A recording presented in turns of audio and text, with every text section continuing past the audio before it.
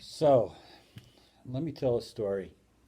A couple weeks ago, I was sitting on the curb in Grand Rapids waiting to start a protest march that I was involved in because another black man had been killed by a policeman in Grand Rapids. As I was sitting there, I was thinking back to an experience that I had probably 15 years ago as a lawyer in Chicago. I was sitting in my office reading an article in the newspaper, and as I saw this article, I thought, I have to go tell Rick about this. Rick was a friend of mine, great lawyer, 6'5" black man, just very elegantly dressed at all times, wonderful lawyer. So I walked down the hallway to Rick and I said, Rick, did you read about what happened today? He said, what? I said, there was a black kid who was driving in a car, and when he was driving in the car, a cop came over and the cop shot him and he's dead. And Rick said, yeah, what is your point? I said, Rick, the person is dead now. And Rick said, yes. I said, aren't you angry? Rick said, why would I be angry? I said, somebody shot. He said, Cary. And he laughed. Rick had this bellowing laugh, and he laughed and said, do you understand what it is to be a black man in America? This is the life of a black man in America. This is what happens. I'm a black lawyer in America.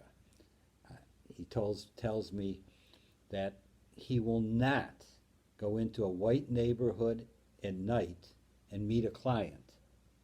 I said, are you exaggerating a little bit? He said, Cary, do you understand that if I go into a nice white neighborhood at night, a black man driving a nice car, I'm going to be stopped by a policeman? That's the first problem. I don't like being stopped by policemen. Not only am I going to be stopped by policemen, but when I'm stopped, I have the fear I may not live through this stop. I said, are you exaggerating? He said, Cary, this is life. This is what happens. This is my everyday life. You have to understand this. I was shocked. I told him a story. I said, Rick, one day I was sitting in my office. I got a telephone call as a Jewish lawyer from a guy who says to me, Cary, I want you to represent me. I said, how did you find me? He says, I went through the phone book and I picked out your name. How did you pick my name out of 1,000?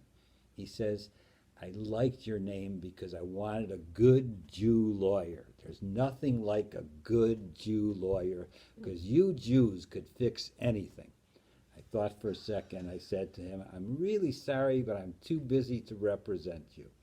Rick laughed when he heard my story, and he responded saying, Cary, you know, as an insurance lawyer who represents insurance companies, I get called all the time by clients who say to me, we'd like you to represent us. They interview me. We go through things. I tell them about my knowledge. They're very impressed by me, and they come out to meet with me.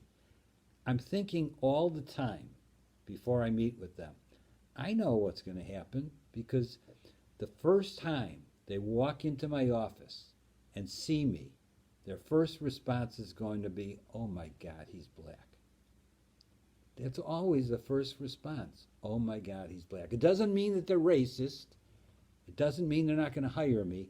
But life for me is that the first time that person sees me, he's thinking, oh my God, he's black.